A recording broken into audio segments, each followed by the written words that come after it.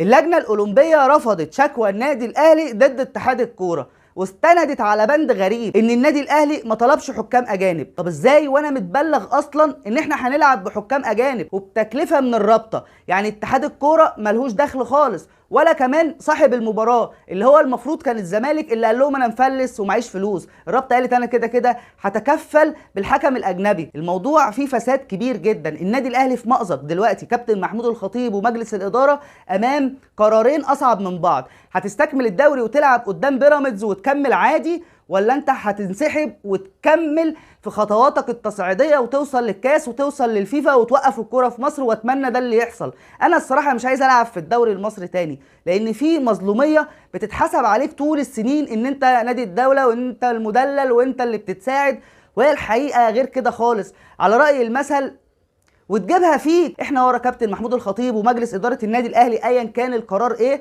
هينسحب من الدوري كلنا معاك، هتكمل الدوري برضو كلنا معاك، لان ده النادي الاهلي.